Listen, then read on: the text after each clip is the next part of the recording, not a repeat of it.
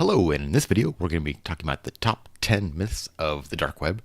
There's probably no place in technology right now that is as shrouded in mystery as the dark web, and there's a lot of just myths and just blatant lies about it that I'm going to go into in this little video of top 10 myths. Okay, so number one, the dark web is a subset of the deep web. No, the deep web is a classification for websites that are not publicly accessible. So it's nothing sinister. It's things like, your bank account and your email. And another good example would be like, your company intranet. You probably have like your handbooks and some financial data that's available on your company intranet, but you don't want everyone in the world seeing that. That's part of the deep web. The dark web is more of a classification for web pages that are being served through anonymization software. So if you use the Tor browser, you know that it will allow you to browse the web anonymously. Well, there's also Tor hidden services that allow you to serve content anonymously, and that is what we call the dark web. So these are two classifications websites. The dark web is not a deeper level of the deep web. They're two different classifications. As a matter of fact, some people even kind of consider there being deep dark web, which would be because things in the dark web can still be indexed in much the same way that things on the surface web can. You just need to have your web crawler be able to go on to the Tor network and visit these sites. But there's tons of stuff on the dark web that is just freely available. You can just read whatever you want. Other things are kind of like members only forums, and those things are a little bit different. And those ones you might be willing to. It might be appropriate to call those guys the deep dark web, but I feel that that's kind of a little obnoxious. So sorry about that. Okay, so number two, the dark web is bigger than the normal web. Once again, this is caused by people frequently confusing the dark web and the deep web, so they are not the same thing at all. The dark web is really, really small. Like at most, I'm being incredibly generous here, there are tens of thousands of dark websites, and the vast majority of those, I think, from my searching, are dead. Like they might actually be up there and like running, but most of the sites you find on the dark web, unfortunately, are kind of abandoned. It's kind of like the old, the dark web right now is very much like if you are an old timer, is that like the old GeoCities, right? People would make their website on there and really they just kind of abandon it. That's what a lot of sites in the dark web are like, and there's not that many of them. It's almost unimaginably small compared to the normal web, right? The normal web has like something over like 1 billion websites as opposed to like thousands. That's just crazy. It is not larger. The deep web is what people are confusing, and the deep web is really, really big, right? The deep web includes like every single email on Gmail, Hotmail, Yahoo. It includes like just anything that is like inaccessible for the public. So yeah, just tons and tons of data. Yeah, that most likely is many times larger than the surface web. But despite what people try to claim, there is no way to measure the size of the deep web, because if you can, it probably wasn't actually the deep web, right? Because the deep web by definition is stuff that's not publicly accessible. And so if you're a researcher doing research on the deep web, how exactly are you doing that research? It's just not very legitimate. Okay, so number three, the dark web is controlled by the government. So the dark web is dominated by Tor hidden services. So the principles of Tor were developed by the Navy, and the U.S. government does give money to the Tor project. But the thing I always point out to people is that the code is open source.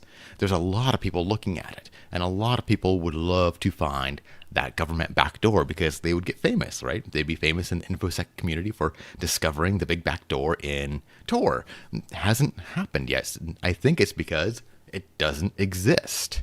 So just because somebody takes some money doesn't mean that they're owned by them. And also, just because it was developed by the Navy, the whole internet was developed by the U.S. government. Does that mean the whole internet's controlled by the U.S. government? Some tinfoil hat people will be, yes. We will never change their minds. They've gone insane. Yes, but, if there's any backdoors in the open source code, it'd be pretty remarkable by this point that no one had discovered it. So, the dark web is hard to access. This one's really easy. Nope. You just Google Tor browser. there's a version of Firefox the Tor project puts out that's kind of like a self-contained browser for Tor, and that's what you want. That will get you onto the dark web. All you need is a few onion addresses, and in the show notes I'll put a few safe ones, like what ProPublica's got one, DuckDuckGo has a dark website, Facebook does. Yeah, so there's lots of places you can go. It's super easy. If you've ever been able to install Firefox, you can install this Tor browser. It is illegal to, or number five, it is illegal to access the dark web.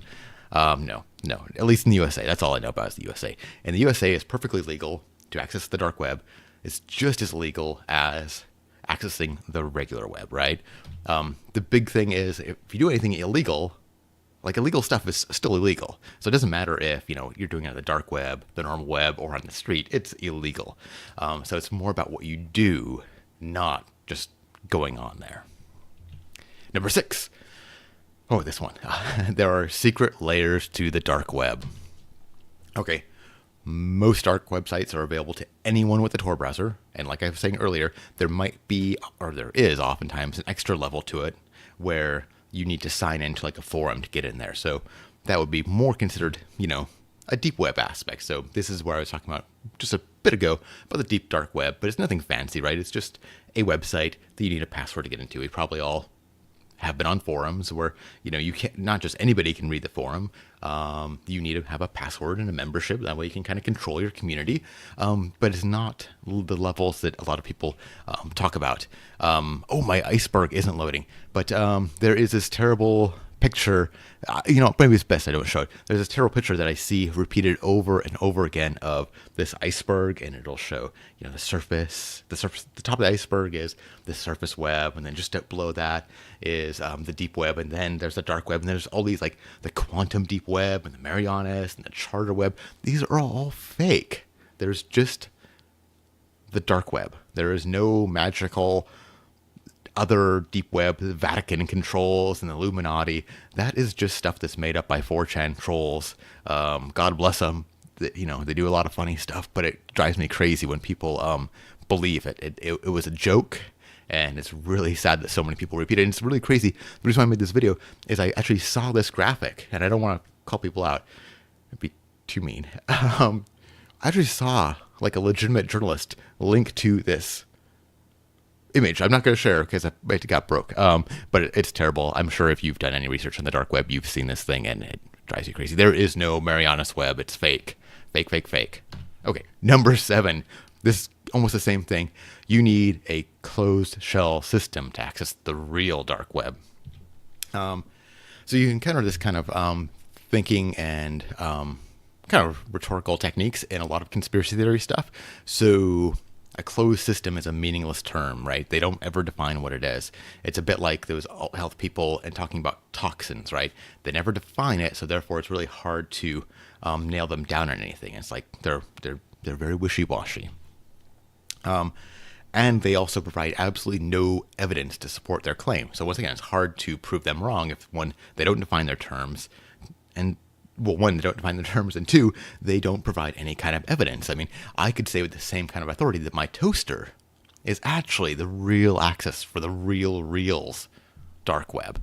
It'd be just as legitimate. There is no special computer you need to access the dark web. That's just not, or the real dark web. That's not the way it works. And hey, maybe I'm wrong, but maybe provide me with some evidence of it, That's all. Okay, so number 8, you can buy anything on the dark web. Really, what I'm going to say is just good luck with that. The Silk Road's been gone for years now. That's the one everyone thinks of, and a lot of people still think it's active, but it is not.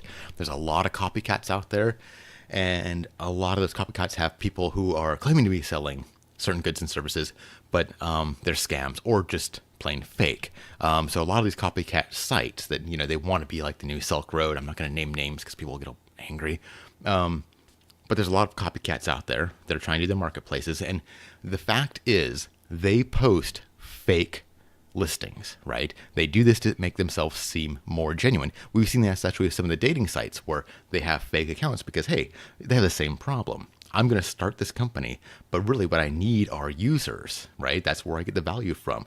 I have to have a marketplace, and customers are only going to come if there's people selling, and sellers are only going to come if there's customers. It's a chicken and egg thing. So what do? Or what do these people do? I haven't done this, but other people do this, is they just make fake listings. They make a whole bunch of fake listings. So those marketplaces are weird because I kind of feel like they're a solution looking for a problem. I mean, you can buy illegal stuff on the street in any major city. And if you want to buy, like, guns are my classic go-to, and a lot of other people like to talk about guns on the dark web and how ridiculous the concept is, because, if you can't buy a gun legally, you can just go to a gun show, right? If you want to get illegal guns, there's ways in America specifically. Maybe other countries are different. Once again, I'm the US, so I just know about the US. In America, it is incredibly easy to get a gun, whether you're supposed to or not, or whether or not it's legal or not. It's super, super easy. So you don't need the internet. Why would you go on the internet? Okay, number 9. All cybercrime takes place on the dark web.